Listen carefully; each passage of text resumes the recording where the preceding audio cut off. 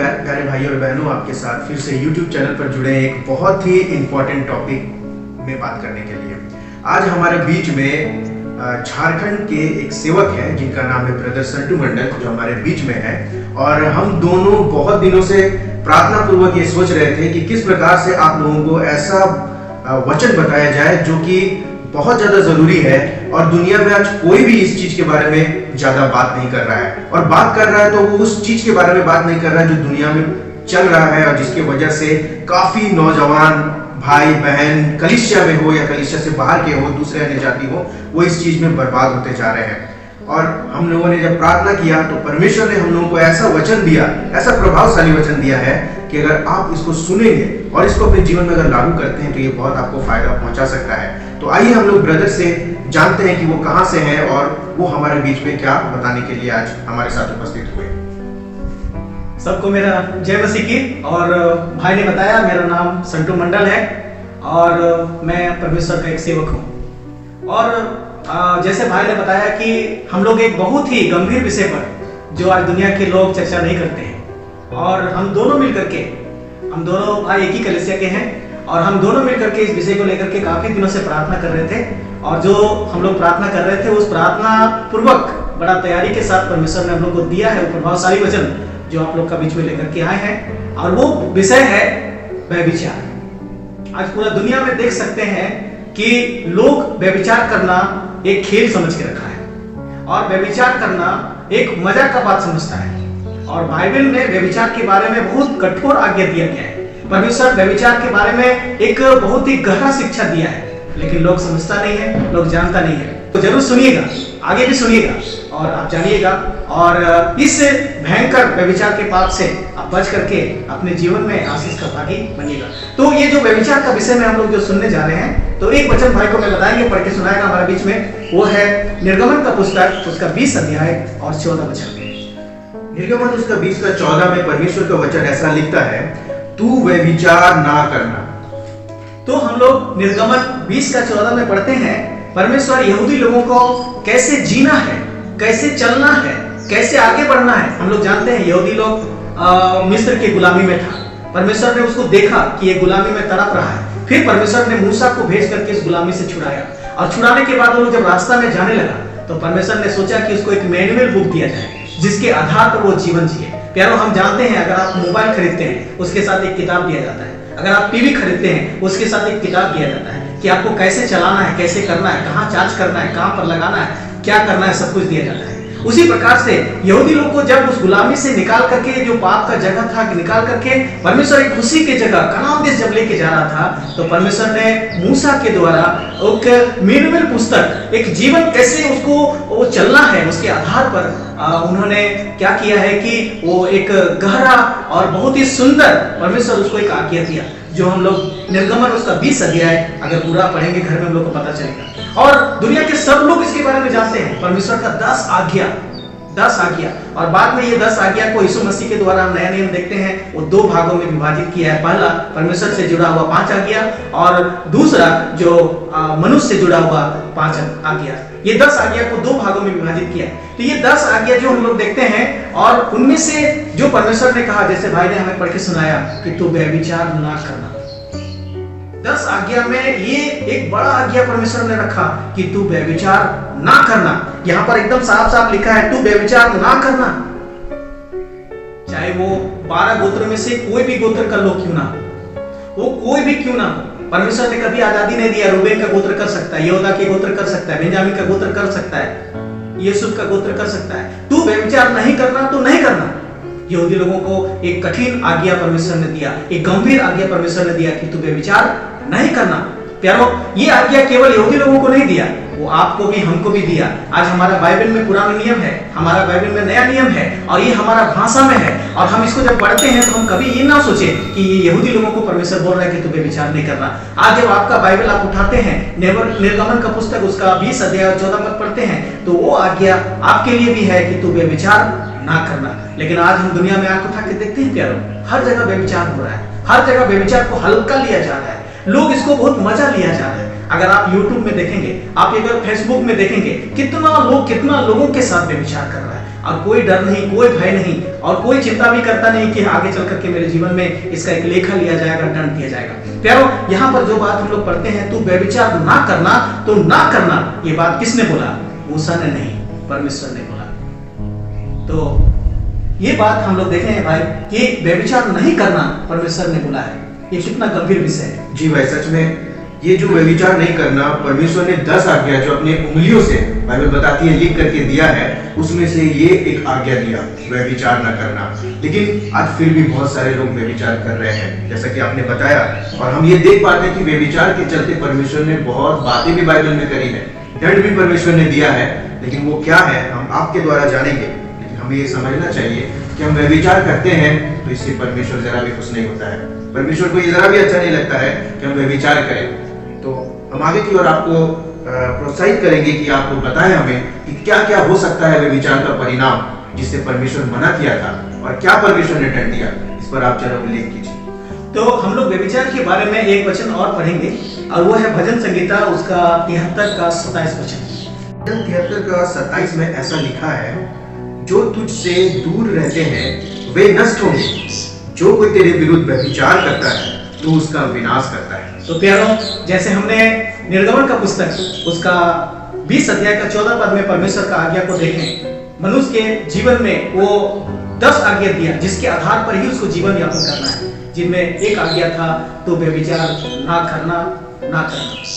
और हम लोग अभी पढ़ते हैं भजन संगीता उसका 73 का 27 पद में, यहाँ पर हम लोग पढ़ते हैं, जो कोई तेरे विरुद्ध व्यभिचार करता है उसका तू विनाश करता है। कितना डरने वाला विषय है, कितना गंभीर विषय है, कितना कितना परमेश्वर का जो दंड हमारे जीवन में लाएगा, ऐसा विषय है। हम लोग यहाँ पढ़ते हैं, जो कोई प्यारों, आप इस संदेश को जब व्यभिचार के बारे में सुन रहे हैं, अगर आप व्यभिचार कर रहे हैं, आप व्यभिचार करके मजा ले रहे हैं, आप सोच रहे हैं कुछ नहीं होगा, आप कोई भी हो सकते हैं, तो इस वचन को आप एक बार जब सुन लिए हैं, आप एक बार डरिए, क्योंकि यहाँ लिखा है, जो कोई तेरे विरुद्ध व्यभिचार करता है उसका तू नाश करता है। यहाँ लिखा है, तेरे विरुद्ध कोई व्यभिचार करता है उसका तू नाश करता है। तेरे विरुद्ध व्यभिचार करता है बोलने का मतलब क्या है? परमेश्वर ने आज्ञा दिया था कि तू व्यभिचार नहीं करना। जब उसका बात हम नहीं सुनते हैं और फिर हम व्यभिचार करते हैं, अपना मर्जी से करते हैं, चाहे शादी का पहले, चाहे शादी के बाद, या कोई भी हालात से हम करते हैं, छुप के करते हैं, कहीं भी करते हैं, हम सोचते हैं कोई नहीं देख रहा है, कोई नहीं जान रहा है। तो यहाँ पर वो वचन हम लोग पढ़ते हैं कि जो तेरे विरुद्ध व्यभिचार करता है उसका तू विनाश करता है, उसको परमेश्वर विनाश कर देगा। और हम कितना परिवार को देखते हैं, कितना लोगों को हम लोग देखते हैं, वो व्यभिचार किया है और विनाश भी हो गया है। तो प्यारों, इस विनाश के बारे में हम लोग 2 बातों को हम लोग देखेंगे पुराना नियम से, जो परमेश्वर ने बोला है कि तेरे अगर परमेश्वर का विरोध कोई व्यभिचार करता है तो उसको विनाश करता है। क्या सच में ये विनाश हुआ है इस बाइबल में? तो मैं बाइबल से भाई को बताएंगे पढ़ने के लिए, हमारे पास में पढ़ेंगे लेवी व्यवस्था उसका 20 अध्याय का 10 पद। परमेश्वर का वचन लेवी व्यवस्था 20 का 10 में लिखा है, फिर यदि कोई पराई स्त्री के साथ व्यभिचार करे तो जिसने किसी दूसरी की स्त्री के साथ व्यभिचार किया हो तो वो व्यभिचारी और वो व्यभिचारिणी दोनों निश्चय मार डाले। हम लोगों ने 73 का 27 वचन में देखे हैं, जो तेरे विरोध व्यभिचार करता है या परमेश्वर के आज्ञा को, जो 10 आज्ञा परमेश्वर ने दिया था, उसको नहीं मानता है, और नहीं मानता है मतलब उसका विरोध में ही वो काम कर रहा है, व्यभिचार कर रहा है, तो हम लोग पढ़ते हैं तू उसका विनाश करता है। और हम लोग ये घटना यहाँ पर देखते हैं लेवी व्यवस्था उसका 20 अध्याय और 10 पद में पढ़ते हैं कि यहाँ पर अगर कोई भी व्यभिचार करता है, हम लोग यहाँ पर क्या देखते हैं, कोई भी क्यों ना हो, अगर वो व्यभिचार किया है, वो किसी के साथ किया है, चाहे स्त्री कोई पुरुष के साथ या पुरुष कोई स्त्री के साथ ऐसा व्यभिचार किया है, तो यहाँ परमेश्वर ने बोला कि वो निश्चय मार डाला जाए, दोनों मार डाला जाए, दोनों उसको मार डाला जाए, सबके बीच में उसको मार डाला जाए, उसको जिंदा छोड़ा नहीं जाए। हम लोग नया नियम में आते हैं तो नया नियम में हम लोग अगर यूहन्ना का सुसमाचार उसका 8 अध्याय का अगर हम लोग पढ़ेंगे तो हम लोग देखते हैं कि यीशु मसीह का समय में कुछ फरीसी, सद्दूकी और बहुत सारा धार्मिक लोग एक औरत को पकड़ करके लेकर के आया और बोलने लगा कि इस औरत ने व्यभिचार करते हुए पकड़ा गया है, तो मूसा ने एक नियम बनाया था, उसको मार डालना है, पत्थर से मार डालना है। ऐसा नियम था, पुराना नियम एक ऐसा नियम था कि उसको मार डालना है तो है। कहते हैं कि जो व्यभिचार करता है, चाहे औरत हो चाहे पुरुष हो, चाहे वो कोई भी किया हो, वो दोनों मार डाला जाए। हम लोग यहाँ दोनों के बारे में देखते हैं, दोनों ने ऐसा गलत काम किया है, दोनों ने व्यभिचार किया है, तो दोनों ही मार डाला जाए। आज हम लोग देखते हैं कितना लोग व्यभिचार करता है और कितना कुछ उसके जीवन में आता है, फिर वो मस्ती से घूमता है और उसको कोई डर नहीं, कोई भय नहीं लगता है। वो मस्ती से घूमता है, वो सोचता है कुछ नहीं हुआ, हल्का समझता है। और यहाँ पर हम लोग देखते हैं कि जो परमेश्वर के विरुद्ध व्यभिचार करता है, परमेश्वर का बात के खिलाफ व्यभिचार करता है, वो दोनों मार डाला जाए, निश्चय मार डाला जाए, उसको छोड़ना नहीं है। परमेश्वर ने ऐसा आज्ञा दिया। आइए हम लोग एक नया नियम से भी देखेंगे, एक वचन को हम लोग निकालेंगे, पहला कुरिन्थी उसका 5 अध्याय और 1 पर हम लोग यहूदी लोगों का जीवन में देखें। परमेश्वर ने बोला कि कोई भी यहूदी लोग, चाहे औरत हो चाहे पुरुष हो, अगर वो व्यभिचार किया है तो दोनों क्या किया जाए, निश्चय मार डाला जाए। और हम लोग नया नियम में देखेंगे एक वचन को, हम लोग कलीसिया का टाइम में जी रहे हैं और कलीसिया के लोग अगर इस तरह से व्यभिचार करता है तो क्या करना है।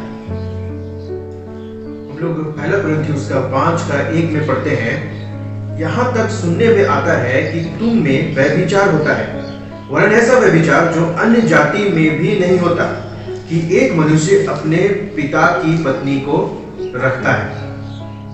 हम लोग यहाँ पर देखते हैं कि पौलुस कलीसिया के लोगों को बताता है कि हमको ऐसे सुनने में आता है कि एक मनुष्य अपने पिता के पत्नी को रखता है।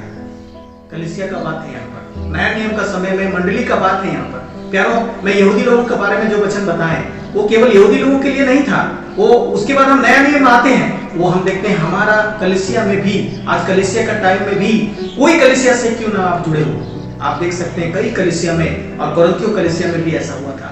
यहाँ पर देखते हैं कि एक ऐसा जो शर्म वाला बात, ऐसा जो बहुत ही मतलब गिरा हुआ बात कि कोई अपना पिता का पत्नी को ही रखा है। और आगे वचन को अगर हम लोग पढ़ेंगे तो यहाँ लिखा है कि उस कलीसिया, कोरिन्थियों कलीसिया को उसके लिए तकलीफ नहीं है, उसके लिए कष्ट नहीं है, उसके लिए उसको दिक्कत नहीं हो रहा है, वो लोग घमंड कर रहा है। बढ़िया बात है कि ऐसा करता है। आप समझ सकते हैं प्यारो कि कलीसिया का टाइम में, कोरिन्थियों कलीसिया का टाइम में क्या हो गया। हम लोग यहाँ पर देख सकते हैं कि कैसा विश्वासी है लोग, कैसा कलीसिया के लोग हैं लोग, कैसा कलीसिया का अगुवा है लोग। आप जरा सोच सकते हैं पिता कैसा विश्वासी है, उसकी पत्नी जो अपना बेटा के साथ में रहता है वो कैसे विश्वासी है।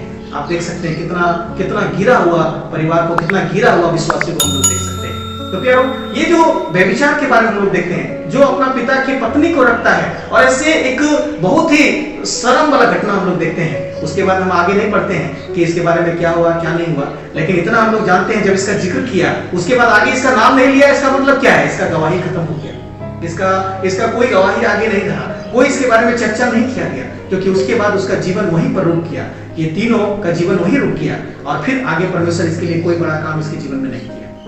तो प्यारो, कोई भी व्यक्ति, चाहे पुराना नियम में हम लोगों ने देखे कि अगर कोई व्यभिचार करता है तो दोनों को सामने ला करके उसको मार डालना है, ऐसा परमेश्वर ने बताया। और हम नया नियम में देखते हैं कि कलीसिया में ऐसा किया है और उसका जिक्र किया कि तुम इसके बारे में कोई दिक्कत नहीं हो रहा है, तुमको कोई उसके बारे में तकलीफ नहीं हो रहा, शोक नहीं हो रहा, तुम घमंड लग रहा है कि बढ़िया बात हो रहा है। और बाद में हम लोग इसके बारे में पढ़ते नहीं हैं, आगे चल करके इसका कोई गवाही हम लोग नहीं देखते हैं, बस वही बात हुआ और खत्म है। हम क्या जानते हैं, कोई भी व्यक्ति हो, चाहे पुराना नियम से हो चाहे नया नियम से हो, परमेश्वर ने जब बोल दिया कि तू व्यभिचार नहीं करना तो नहीं करना। और अगर कोई परमेश्वर के विरुद्ध व्यभिचार करता है तो परमेश्वर उसका विनाश करता है। हम लोगों ने पुराना नियम से देखें, 2 जन एक साथ व्यभिचार करते हुए उसको निश्चय मार डाला जाए। हम लोगों ने नया नियम में देखें, पहला कुरिन्थी उसका 5 अध्याय 1 और 2 वचन में कि बाद में उसका कोई गवाही हम नहीं देखते हैं, बाकी लोगों का हम गवाही दे सकते हैं जो आगे बढ़ा और एक कलीसिया के लिए और दुनिया के लिए वो गवाही का विषय बन गया। प्यारो, अगर आप ऐसे व्यभिचार करते हैं, ऐसे गिरा हुआ काम करते हैं, बाकी आगे चल करके आपका जीवन में कोई गवाही नहीं रहेगा, कोई आशीष नहीं रहेगा और आप केवल वहीं रहेंगे और सीमित होंगे और खत्म हो जाएंगे। और एक वचन हम लोग और पढ़ेंगे, हम लोग व्यभिचार के बारे में जानने के लिए हम लोग अभी तक हम लोग देख रहे थे पुराना नियम से परमेश्वर ने कहा हुआ बात को हम लोग देख रहे थे, परमेश्वर जो हुक्म दिया था उसके बारे में हम लोग देख रहे थे, जिसमें हम लोग नया नियम को भी थोड़ा सा टच किए। आइए प्रभु यीशु मसीह व्यभिचार के बारे में क्या बोलता है उसको समझने के लिए हम लोग निकालेंगे मत्ती का सुसमाचार उसका 5 अध्याय और 27 और 28 वचन। मत्ती उसका 5 का 27 और 28वां वचन में परमेश्वर का वचन इस प्रकार से कहता है, तुम सुन चुके हो कि कहा गया था व्यभिचार ना करना, परंतु मैं तुमसे ये कहता हूँ कि जो कोई किसी स्त्री पर कुदृष्टि डाले वो अपने मन में उससे व्यभिचार कर चुका। हम लोग थोड़ा और भी वचन पढ़ने के लिए भाई को बताएंगे, 29 और 30 वचन भी पढ़ेंगे। यदि तेरी दाहिनी आंख तुझे ठोकर खिलाए तो उसे निकाल कर फेंक दे, क्योंकि तेरे लिए यही भला है कि तेरे अंगों में से एक नष्ट हो जाए और तेरा सारा शरीर नरक में ना डाला जाए। यदि तेरा दाहिना हाथ तुझे ठोकर खिलाए तो उसको काट कर फेंक दे, क्योंकि तेरे लिए यही भला है कि तेरे अंगों में से एक नष्ट हो जाए और तेरा सारा शरीर नरक में ना डाला जाए। प्यारो, व्यभिचार के बारे में जब हम लोग देख रहे हैं, आप सब वचनों को गौर कीजिएगा। जो भी किया है उसके जीवन में विनाश आया है, दंड आया है, मृत्यु आया है, तबाही आया है, वो बचा नहीं है। कई बार हम और आप जब कुछ करते हैं छिप करके और सोचते हैं कोई नहीं जानेगा, प्यारो एक विनाश ही लेके आता है, उसमें कोई आशीष नहीं रहता है।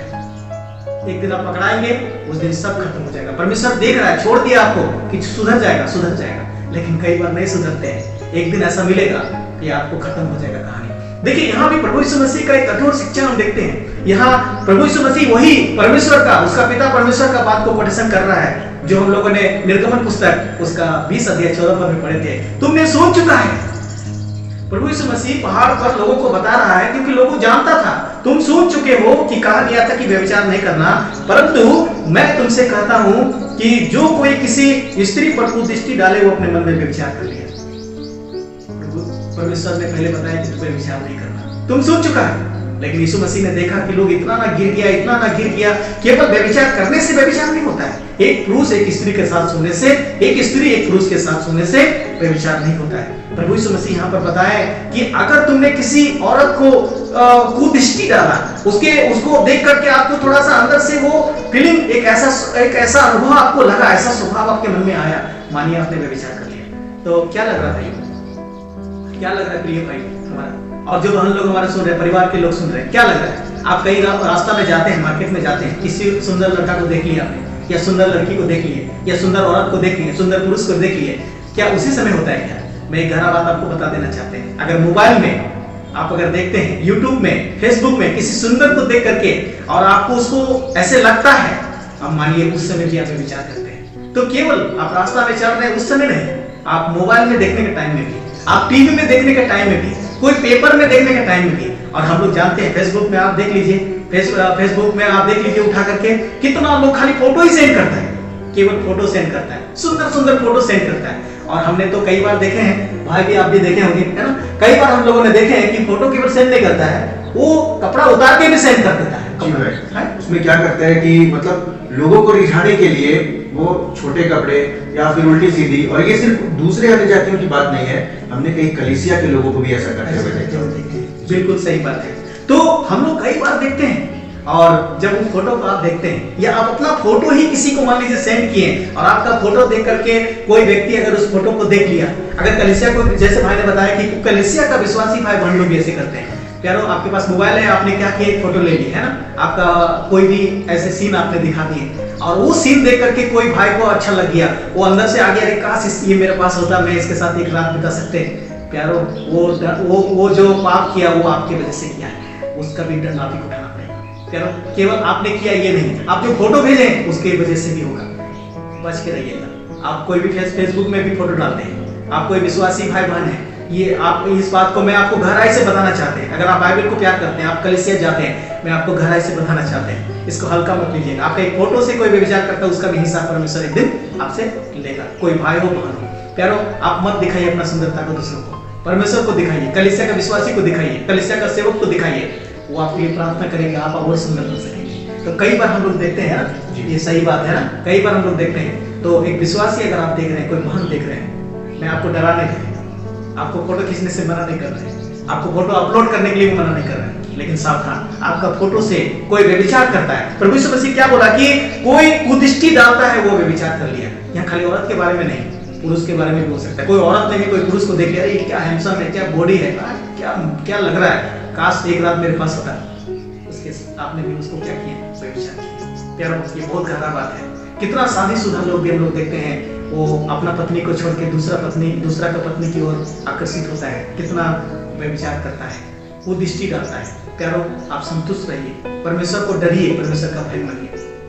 आगे जो 2 वचन हम लोग और पढ़े, भाई को बताएं कि थोड़ा सा और आगे पढ़िएगा, जो हम लोगों ने 29 और 30 में पढ़े, यदि तेरा आंख तुझे ठोकर खिलाए, क्योंकि हमारा आंख से वो प्रभु ने बात किया है कि अगर तुमने किसी को कुदृष्टि डाला, और फिर इसके बाद हम लोग आगे पढ़ते हैं हाथ के बारे में। प्रभु यीशु मसीह ने बोला कई बार हमारा हाथ में आता है, काश मेरा हाथ में आ जाता, वो मेरा हम पकड़ पाते हैं, छू पाते, हम उसके साथ रहते। तो प्रभु यीशु मसीह क्या बोला, अगर तुम्हारा आंख तुझे ठोकर खिलाए तो उसको निकाल के फेंक दो।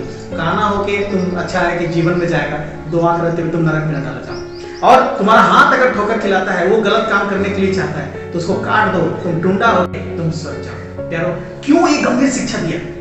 आंख निकाल के फेंक दो। कई बार हम हमारा आंख से गलत करते हैं, हमें नरक मिल सकता है। अगर आपकी आंख गलत करता है, आप उसको निकाल के फेंक दीजिए। निकाल के फेंक दीजिए का मतलब निकाल के फेंकने प्रभु नहीं बता रहे हैं, बता रहे हैं कि उसको मार दीजिए उसको। वो अंग से दूसरा कोई काम नहीं करना, परमेश्वर का महिमा करना है। क्या कितना कठोर नियम हम लोग देखते हैं। हम लोग जितना वचन को देखें, पुराना नियम से प्रभु यीशु मसीह उठा के बता रहा है। परमेश्वर ने जब वहां पर बात किया था कि तू व्यभिचार नहीं करना, अगर व्यभिचार करेगा तो मैं उसको विनाश करेंगे। और हम लोगों ने देखे पुराने नियम से विनाश किया, उसको मार डाला गया। लेकिन नया नियम में क्या लिखा है? वो विनाश जो है वो नरक है, जो उसको डाल दिया जाएगा, फिर वहां से कभी वापस नहीं आ सकते। हम लोग और एक वचन पढ़ेंगे, हमारे साथ में भाई एक वचन को पढ़ के सुनाएंगे। पहला कुरिन्थी उसका 6 अध्याय 18 वचन बताता है, व्यभिचार से बचे रहो। जितने अन्य पाप मनुष्य करता है वे देह के बाहर है, परंतु व्यभिचार करने वाला अपनी ही देह के विरुद्ध पाप करता है। तो प्यारो, हम लोग यहाँ पर क्या देखते हैं? हम लोग क्या निर्णय लेते हैं? क्या हम व्यभिचार करते रहे? हम लोगों ने देखें कि परमेश्वर ने आज्ञा दिया था तो व्यभिचार नहीं करना। फिर हम लोगों ने भजन संहिता में देखें कि जो कोई परमेश्वर के विरुद्ध व्यभिचार करता है, परमेश्वर उसका विनाश करता है। फिर हम लोगों ने देखें लेख व्यवस्था में, पुराने नियम से किताब में देखें, जो व्यभिचार किया दोनों को निश्चय मार डाला जाए। फिर हम लोगों ने नया नियम का घटना भी देखें, केवल पुराना नियम का नहीं, नया नियम में भी हम कलीसिया का टाइम में देखें, जो एक व्यक्ति अपने ही पिताजी का पत्नी को रखता था। कितना वो सरल वाला बात हम लोग यहाँ पर देखते हैं। और उसके लिए कलीसिया के लोगों को कोई दिक्कत नहीं, कोई तकलीफ नहीं होता। बाकी हम लोग देखते हैं आगे उसका कोई गवाही नहीं लिखा, कोई किसी के बारे में कोई चर्चा का विषय नहीं लिखा। वहां पर वो बात आने के बाद वो खत्म हो गया, उसके बाद कोई उसके बारे में कोई चर्चा नहीं देखते हैं। इसका मतलब उसका जीवन वहीं तक खत्म हो गया, आगे कोई गवाही हम नहीं देखते हैं, खत्म हो गया उसका। और फिर हम लोगों ने देखें कि जैसा परमेश्वर ने कहा था कि तू व्यभिचार नहीं करना, प्रभु यीशु मसीह जब दुनिया में आया था, उन्होंने उसी बात को कोटेशन करके, उसी बात को उठा करके बताया कि तुमने सुना था कि व्यभिचार नहीं करना, लेकिन मैं तुमको कहता हूँ कि कोई भी व्यक्ति, चाहे वो स्त्री हो चाहे पुरुष हो, किसी पर तू दृष्टि डालता है, मानो वो अपना मन में व्यभिचार करे। शुदा भी, शादीशुदा भी, सब लोग उसको क्या किए हैं? व्यभिचार किए। और प्रभु यीशु मसीह आगे बताते हैं, अगर तुम्हारा आंख से कोई व्यभिचार हो जाता है, गलत हो जाता है, तुम्हारा हाथ से कोई गलत हो जाता है, अच्छा है तो उसको काट दो, क्योंकि 2 हाथ रहते हुए तुम नरक जाने से अच्छा है तुम स्वर्ग जाओ। प्यारो, इसको मारना है, इसको आपको नाश करना है, ताकि आप क्या हो? स्वर्ग जा पाए। और हम लोग अंतिम वचन में पढ़ते हैं कि व्यभिचार से बचे रहो, व्यभिचार से बचे रहो। क्यों? हम लोग हमेशा पढ़ रहे हैं व्यभिचार नहीं करना है, व्यभिचार से बचना है। हम लोग कुरिन्थियों का हम लोग पत्री में पढ़ते हैं, उसका अभी हम लोगों ने पढ़ा कि तुम व्यभिचार से बचे रहो। अन्य जितना पाप मनुष्य करता है वो देह के बाहर करता है, लेकिन व्यभिचार करने वाला अपने देह के भीतर पाप करता है, वो देह के विरोध पाप करता है और परमेश्वर को पसंद नहीं। इसलिए परमेश्वर ने प्रेरित पौलुस को कहा कि तुम लिखो कुरिन्थी के लोगों को। और वही कलीसिया में ये घटना हुआ था जो मैंने बताया 5 अध्याय में, जो उन्होंने व्यभिचार किया था, द्वारा ये आज्ञा को दिया कि तुम व्यभिचार से बचे रहो। अन्य जितना पाप मनुष्य करता है वो देह के बाहर करता है, लेकिन व्यभिचार करने वाला अपना देह के विरोध वो पाप करता है। तो हम लोग 1-2 वचन और पढ़ेंगे इसमें। हम लोग पढ़ेंगे 6 का 13 में लिखा है, 6 का 13 हम लोग पढ़ेंगे भाई के द्वारा। भोजन पेट के लिए और पेट भोजन के लिए है, परंतु परमेश्वर इसको और उसको दोनों को नष्ट करेगा। परंतु देह व्यभिचार के लिए नहीं, देह व्यभिचार के लिए नहीं है, वरन प्रभु के लिए है, प्रभु के लिए है, और प्रभु देह के लिए है, और प्रभु देह के लिए है। व्यभिचार से बचे रहो। जितना पाप मनुष्य करता है वो देह के बाहर है, लेकिन जो व्यभिचार करता है वो अपना देह के विरोध में करता है। और यहाँ पर हम लोग पढ़ते हैं कि देह व्यभिचार के लिए नहीं है, ये केवल व्यभिचार करने के लिए, ये देह प्रभु के लिए है, प्रभु हमारा देह के लिए है। क्यों ऐसा कहा? हम लोग 20 वचन को पढ़ेंगे तो यहाँ लिखा है कि क्योंकि दाम देकर मोल लिए गए हो, इसलिए अपने देह के द्वारा परमेश्वर की महिमा करो। प्यारो, हमारा देह जो है वो परमेश्वर का मंदिर है, परमेश्वर का आत्मा, पवित्र आत्मा इसमें रहता है। प्रभु यीशु मसीह इस देह को खरीदा है, अपना लहू से खरीदा है। और ये जो इतना बात हम लोग देख रहे हैं, तुम व्यभिचार से बचे रहो, व्यभिचार ना करो, ये विश्वासी लोगों को बोल रहा है, क्योंकि विश्वासी लोग कई बार व्यभिचार करते हैं। व्यभिचार से बचे रहना है। और हम लोग यहाँ पर देखते हैं कि परमेश्वर क्या बताते हैं कि तुम्हें मोल लेकर के, वो तुम्हें मोल लेकर के खरीद लिया, इसलिए अपने देह के द्वारा तुम क्या करो? परमेश्वर का महिमा करो। आपका आपका देह परमेश्वर आपको दिया है, कितना सुंदर आपको बनाया है। आपका हाथ सुंदर है, आपका पैर सुंदर है, आपका शरीर सुंदर है, आपका हर एक अंग सुंदर है। ये अंग को आप व्यभिचार ना बढ़ाएं। एक वचन हम लोग और पढ़ेंगे और 16 को देखते हैं। क्या तुम नहीं जानते कि तुम्हारी देह मसीह के अंग है? तो क्या मैं मसीह के अंग लेकर उन्हें वैश्या के अंग बनाऊं? कदापि नहीं। क्या तुम नहीं जानते जो कोई वैश्या से संगति करता है वो उसके साथ एक तन हो जाता है, क्योंकि लिखा है वे दोनों एक तन होंगे। तो कितना सोचने वाला बात है, कितना गंभीर बात है। क्या तुम नहीं जानते? प्यारो, तुम जानते हैं कि ये मसीह का है, ये देह मेरा नहीं मसीह का है। मसीह ने क्रूस पर मर करके हमें दिया है। प्यारो, हम यहाँ पर क्या देखते हैं कि क्या तुम नहीं जानते? कितना लोग जानते हैं कि ये देह मेरा नहीं, ये प्रभु का है, फिर भी इस देह से हम क्या करते हैं? व्यभिचार करते हैं। यहाँ पर एकदम साफ साफ लिखा है, क्या तुम नहीं जानते कि तुम्हारे देह मसीह के अंग हैं? तो क्या मैं मसीह के अंग लेकर उन्हें वैश्या के अंग बनाऊं? क्या हम मसीह के अंग को लेकर के वैश्या के अंग बनाएं? क्या भाई सही बात है ना? कितना लोग है जो आज मसीह के अंग को लेकर के क्या किया है? वैश्या के अंग बना दिया है। आज कलीसिया में भी देख सकते हैं, मसीह के अंग को उन्होंने क्या किया है कि वैश्या का अंग बना दिया है, अपना मनमर्जी जीता है। ऐसे हम लोग देखते हैं, भूल चुके हैं कि हमारा देह मसीह के लिए है। कितना दुखद बात है। तो आप जब इस संदेश को सुने हैं, आप इस सच्चाई को जाने हैं, तो आपको क्या लग रहा है कि ये मसीह के अंग को क्या हम वैश्या के अंग बनाएं? आप बनाइए, कोई दिक्कत नहीं। लेकिन एक चीज याद रखिएगा, जितना हम लोगों ने वचन देखे, हर वचन में हमने देखे विनाश, मार डाला जाए, गवाही नहीं है, वो नरक में डाल सकता है। हम लोग सब दोनों प्रार्थना पूर्वक ये वचन हम लोग को परमेश्वर दिया, आपको बता रहे हैं। और ये वचन जितना भी हम लोगों ने देखे, सब दंड से, सब सजा से जुड़ा हुआ है। ये कोई बचने का रास्ता नहीं परमेश्वर ने बताया। लेकिन एक चीज हम लोगों ने पढ़े, अभी हम लोग 6 अध्याय का, कुरिन्थी 6 अध्याय का 18 पद में, कि व्यभिचार से बचे रहो। परमेश्वर आपको एक बार मौका देता है, आप व्यभिचार से क्या कीजिए? बचे रहिए। अगर आपके जीवन में कोई गलती ऐसा हो गया, आज आप अपने जीवन में एक निर्णय को लीजिए, मैं दोबारा गलती नहीं दोहराएंगे। आप घुटना में आ जाइए, प्रभु के पास आ जाइए। आप एक सच्चाई को आपने जान ली है, आप घुटना मार के बोलिए, प्रभु मेरे साथ हो गया है, प्रभु आपको माफ कर देंगे। कितना लोगों को माफ किया है, आपको भी माफ करेंगे, आपको भी माफ करेंगे। और माफ करेंगे इतना ही नहीं, आपको बहुत प्यार करेंगे, आपको बहुत उठाएंगे, वो आपको आशीष से भर देंगे। लेकिन अगर हम नहीं माने, हम ढीठ बनेंगे। हो सकता है आपको इस व्यभिचार करके कितना दिन बीत गया, कितना साल बीत गया, आपको लग रहा है कि कोई नहीं देखा, कुछ नहीं होना। लेकिन याद रखिएगा, ये सब वचन पूरा हो जाएगा, क्योंकि बाइबल में लिखा है जो भी कहा है वो हर बिंदु, हर वचन पूरा होगा, बिना पूरा हुए नहीं रहेगा। आपको इसलिए छोड़ दिया गया है। हो सकता है कि इस वीडियो आपके तक पहुंचे और आप सुधर जाए, हो सकता है इसलिए शायद ये वचन आपके काम तक आ रहा है, ताकि हो सकता है आप लोग दोनों का मन में इस बात को किया, हम लोगों ने प्रार्थना की है, इस वीडियो के द्वारा वो आखिरी वो शब्द आपके काम तक शायद पहुंचा जाए। हो सकता है ना? क्योंकि हम लोग के मन में कैसे ही बात को आया, इसलिए आया क्योंकि परमेश्वर ने हमें दिया, और शायद हो सकता है ये बात आप सुन करके परिवर्तन हो जाए और आशीष का कारण बन जाए। तो हम लोगों ने बहुत सारे बातों को देखे हैं और उम्मीद करते हैं कि और भी बात बहुत सारा छूट गया है जो हम लोग आगे चल करके देखेंगे। तो हम लोगों ने यहाँ पर भाई के द्वारा बहुत ही अच्छा वचन हम लोगों ने सुना।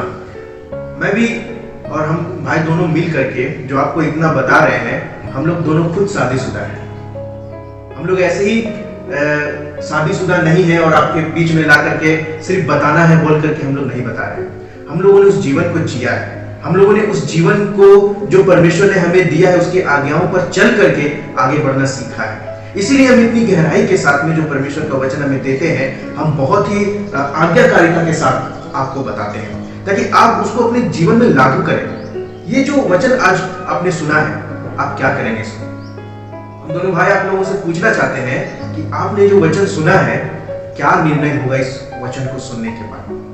आप सुधरना चाहते हैं? आप अपने आप को बदलना चाहते हैं? क्या आप परमेश्वर से आप जो व्यभिचार करते हैं, चोरी छुपे, बिना किसी को बताए, उससे छूटना चाहते हैं? क्योंकि हमने सुन लिया, हमने पहले ही सुन लिया, ये उन 10 आज्ञाओं में से एक आज्ञा है जो परमेश्वर को कतई पसंद नहीं, एकदम पसंद नहीं है, जिसमें हम लोगों ने भजन संहिता में देखा, जो व्यभिचार करता है उसका विनाश करता है परमेश्वर। फिर हमने ये भी देखा, क्या परमेश्वर ने जो वचन बताया है, किसी को दंड दिया? हमने देखा कि दोनों मार डाला चाहिए। क्या भाई? वो दोनों मार डाला जाना चाहिए। कितना कड़ा। और आपको बता देते हैं कि कभी कभी दंड देते समय हम तो सिर्फ पढ़ते मारा गया, लेकिन मारने का तरीका खड़ा करके पथराव करके मारना। आपको अगर कोई एक पत्थर मारे तो आपको कैसा लगेगा? पथराव करके लोग मार देते थे। फिर हमने देखा कि कलीसिया काल में भी, अभी जो कलीसिया हम लोग चल रहा है, इतना भयानक व्यभिचार लोगों में हो रहा है कि एक पिता का पत्नी को उसका बेटा रखता है और ये गर्व करता है कलीसिया में रह करके, और उस कलीसिया के अगुवे भी उन्हें कुछ नहीं करते, और वो खुद में भी ये समझ नहीं पा रहे हैं। बाप ये समझ, अगर बाप को पता है कि बेटा और मेरी पत्नी का ये चल रहा है काम, ये कितना गलत है। माँ को खुद होना चाहिए कि हम अपने बेटे के साथ में ऐसा कर रहे हैं, ये कितना गलत है। बेटा को होना चाहिए बुद्धि कि हम अपना पिता का पत्नी को रख रहे हैं। सौतेली माता को रखने का बात अगर बाइबल में पुराना नियम में पढ़ेंगे तो लिखा है मार डालना चाहिए उसको। बाइबल में हर एक चीज जो पहले होने वाला था परमेश्वर ने बता दिया था कि आगे चल के मनुष्य इतना तक गिर जाएगा, इतना तक गिर जाएगा। और आखिर में हमने पढ़ा कि हमारा जो देह है वो प्रभु के लिए है, तो क्या हम इसको वैश्या के अंग बनाएंगे? क्या यीशु मसीह इसीलिए आप लोगों के लिए मरा कि आप व्यभिचार में जिंदगी बिताएं, आप फेसबुक में गलत वीडियो देखें, यूट्यूब पर गलत वीडियो देखें, छुप छुप करके गलत वीडियो देखें, गलत कामों को करें? नहीं मेरे प्यारे भाई और बहनों, ऐसा बिल्कुल नहीं होना चाहिए, कदापि नहीं बाइबल में लिखा हुआ है। आप इन सब चीजों से निकले, आप इन सब चीजों से तौबा करें। आपका निर्णय क्या होगा? हमारा यही सवाल है आपके साथ। आपका निर्णय क्या होगा इस वचन को सुनने के बाद? क्या आप मन फिराएंगे? क्योंकि कहीं ना कहीं हम जानते हैं कि हम क्या पाप कर रहे हैं। आप जानते हैं आप क्या पाप कर रहे हैं। इससे अगर आप नहीं छूटते हैं तो हम न्याय के दिन में, हम दोनों भाई, हम जब न्याय के सामने खड़े होंगे, हम प्रभु को बोल सकेंगे कि हमने बताया था। हम जो भी इस वीडियो को देखेंगे वो हम बोल सकते हैं कि हमने इन लोगों को बताया था, प्रभु इन लोगों ने सुना था। फिर वहां पर परमेश्वर क्या करेगा? अब वहां कौन सी टेक्नोलॉजी यूज होती है, ये तो वीडियो बना रहे हैं हम लोग, वहां पर पुस्तकें खोल के बता दिया जाएगा कि ये बताया जा रहा था, आपने सुना था लेकिन आपने ध्यान नहीं दिया। बिल्कुल। और आज ये बहुत बड़ी समस्या है। भाई ने कहा कि व्यभिचार से रिलेटेड और भी गहरी शिक्षा है बाइबल में। अगर आप चाहते हैं कि हम और भी बातों को करें व्यभिचार के बारे में, जिससे और भी आप लोगों को सीखने को मिले बाइबल से और समझने को मिले, तो हम और भी वीडियो बनाएंगे इस पर, आप अगर कमेंट करते हैं तो। क्योंकि हम दोनों भाई मिल करके परमेश्वर का सेवा करते हैं और मिल करके हम लोगों ने प्रार्थना पूर्वक ये चीज आप लोगों के बीच में रखा। और एक बात फिर से बता देते हैं, हम लोग दोनों शादीशुदा हैं, ये बात याद रखिएगा, हम हवा में बात नहीं कर रहे हैं। तो भाई आपको बहुत बहुत धन्यवाद इस हमारे साथ मिल करके इस वीडियो को बनाने के लिए। उम्मीद करते हैं परमेश्वर इसके द्वारा जरूर लोगों से बात करेंगे। आप सबको जय मसीह की। मिलते हैं हम लोग फिर से वीडियो के बाद। कमेंट जरूर कीजिएगा अगर आपको और भी बाइबल से रिलेटेड बातें जाननी है, सीखनी है और व्यभिचार से रिलेटेड बातें जाननी है। शायद जय मसीह।